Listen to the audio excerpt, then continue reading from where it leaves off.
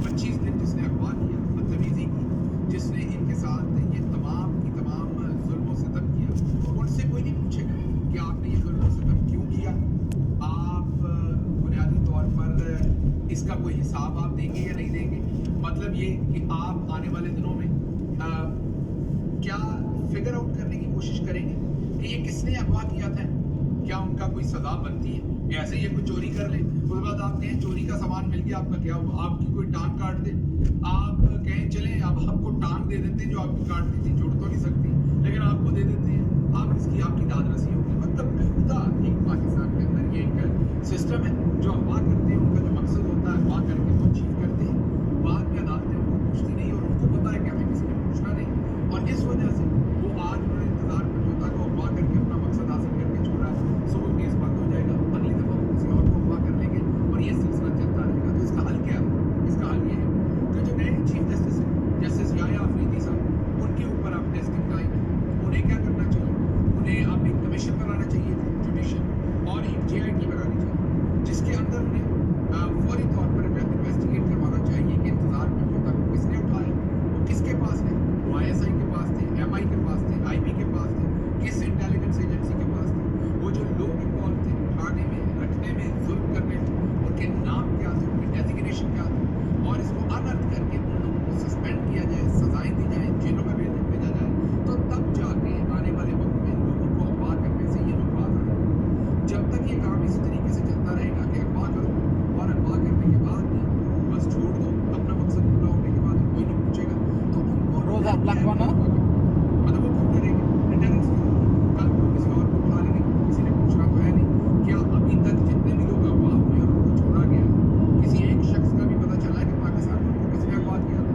किसी एक शख्स को सजा दी गई है? कितने बड़े बड़े तगड़े जजेस हैं लेकिन तमाम ने केसेस सुने और बंद कर दिए। तो जो नए चीफ जस्टिस हैं उनसे मेरी रिक्वेस्ट है कि उन्हें सबसे पहले आप एक JIT बना के इस चीज़ को अपनी शक्ल देनी होगी। इंतजार समझौता के केस से शुरू कर दीजिए। इससे पहले आपको याद होगा कि अजहर मशवानी के 2 भाइयों के साथ यही किया गया, मेरे भाई के साथ भी यही किया गया, लेकिन कहीं किसी की दाद रसी नहीं, किसी को नहीं पता कि उठाने वाले, जुल्म करने वाले, रखने वाले कौन। हमारे अगली खबर की तरफ चलते हैं। ये तो हो गया आज 9 मई के जो पूरे का पूरा बयान गया था उस पर एक और, लेकिन उसकी तरफ जाने से पहले मैं एक और बात करूँ और वो बात ये है कि वकला को भी थोड़ी सी जो भी जिस भी पार्टी से, भले वो हैसनपुर ग्रुप है, भले वो आजम नज़ीर तारिड़ है, भले वो पाकिस्तान तहरीक इंसाफ से है, भले कहीं से भी, उन सबको भी थोड़ी शर्म आनी चाहिए। अगर उनमें है तो उनको भी एक कमेटी बनानी चाहिए, उनको जाकर इंतजार समझौता के साथ मुलाकात करनी चाहिए, उनको गले लगाना चाहिए, उनसे पूछना चाहिए कि उनके साथ ये क्या किया गया।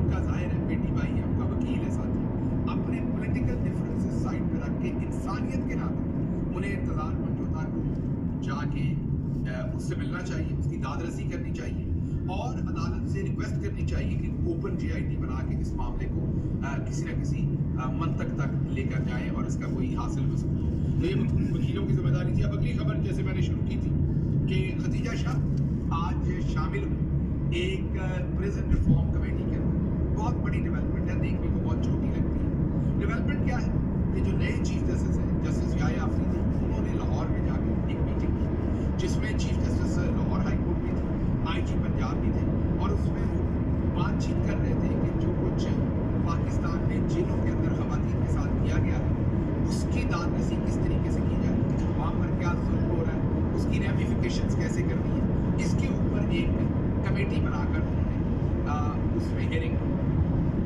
अब इस कमेटी के अंदर मैंने जैसे आपको कहा, तस्वीर हम आपको दिखा रहे हैं, बहुत सारे काबिल बैठे हुए, इसमें खदीजा शाह साहबा को बुलाया।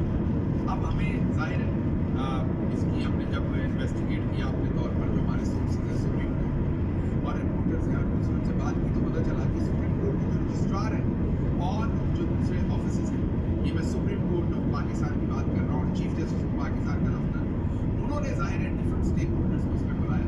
इसमें हुकूमत का कोई काम नहीं। मैं ट्विटर पर देख रहा था तब से किसी ने कहा कि जी ये वहाँ पर इंटेलिजेंस एजेंसीज की मर्जी से लोग बैठे हैं, किसी ने कहा जी ये इसकी मर्जी से, बिल्कुल बकवास है, गलत है। ये meeting chief justice of Pakistan ने बुलाई और चीफ जस्टिस ऑफ पाकिस्तान जो जेल के विक्टिम्स हैं उनको भी बुलाया और ये कहा कि वहाँ पर जो पॉलिटिकल पार्टीज के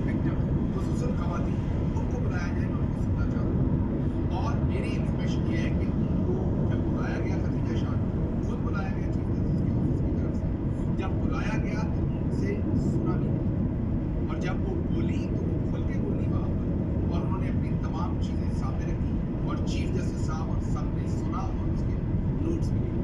अब ट्विटर के ऊपर एक ये भी बातचीत चल रही थी कि वो छूट गई है अपने इस मीटिंग में, उनको नहीं जाना चाहिए था, वहाँ IG बैठा हुआ था, वहाँ फला बैठा हुआ था। ये बिल्कुल भी गैर मेयारी किस्म की बात है।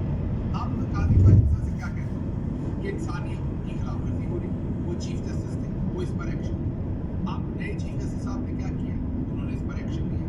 एक्शन क्या लिया, उन्होंने एक प्रिजन कमेटी बनाई और उसमें उन्होंने ऐसी जमात की विक्टिम को बुलाया जिसको मुल्क दुश्मन कहा जाता था, जिसके नामों पर लकीर फेर दी गई, पाकिस्तान तहरीक इंसाफ की बात, जिन्हें नॉन स्टेट एक्टर कहा जाता, जिन्हें कहा जाता था कि उन्होंने रियासत पर हमला कर दिया। अब गौर कीजिए कि खदीजा शाह एक एक्यूज्ड है, जिन पर एक्विजिशन ये है कि उन्होंने पाकिस्तानी फौज की इंस्टॉलेशन पर 9 मई को हमला किया।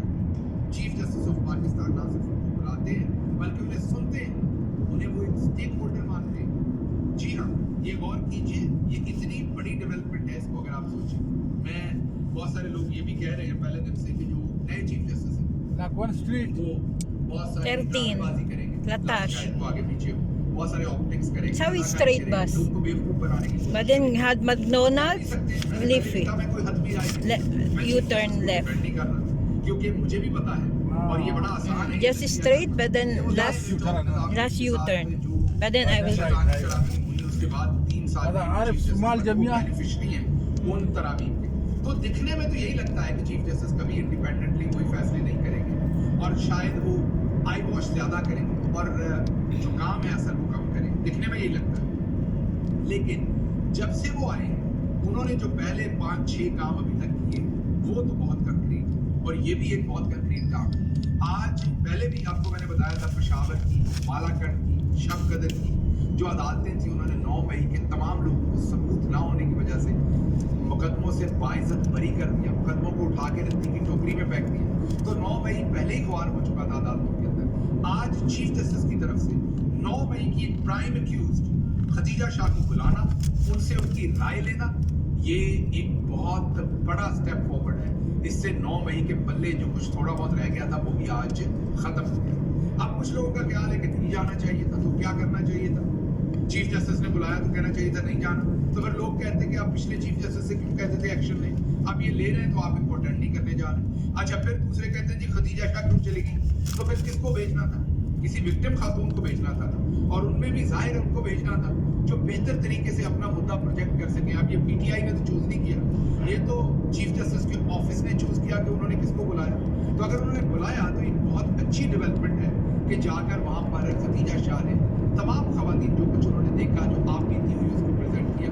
तो मेरे ख्याल में ये भी एक बहुत पॉजिटिव डेवलपमेंट है और हमें पॉजिटिविटी हाथ में रखनी चाहिए या जहन में रखनी चाहिए।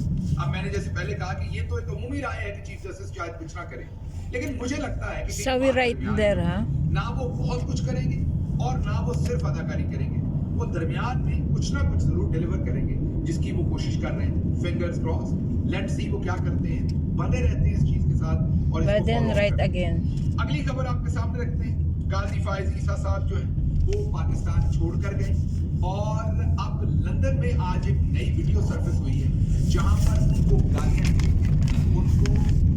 मतलब ये जाहिर है तहकीर करने के जो भी उनके जो कुछ लोग कह रहे हैं, और जो अब आपने इंतजार में जोता की वीडियो देखी है, जब आप वो देखते हैं तो फिर तो आप मना नहीं करेंगे किसी को। मेरा तो ख्याल है कि मैं इसको गालियां देने के हक में नहीं, लेकिन जो कुछ इंतजार Here only. पहले लोगों की हालत आपने देखी है या खवातीन कोई गालियां भी क्या लोग, लेकिन काजी साहब को आज هذا حليب ما في حليب لا ما في. और ये उनकी एक फ्लाइट के अंदर से भी बेगम साहबा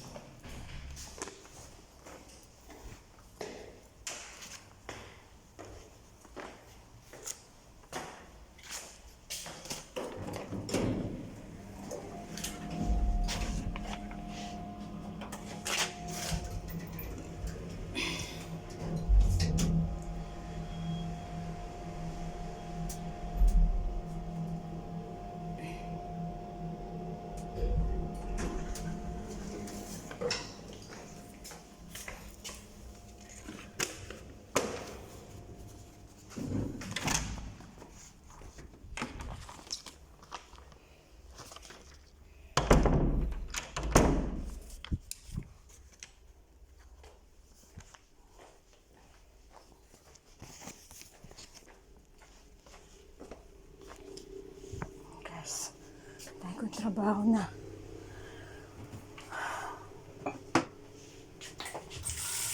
Galing ako sa dental.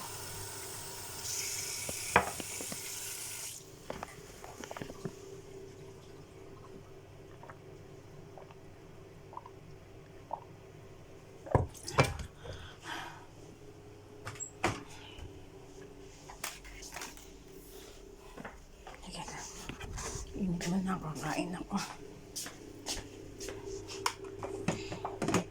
Ako nag-almusal, maaga ako pumunta sa dental.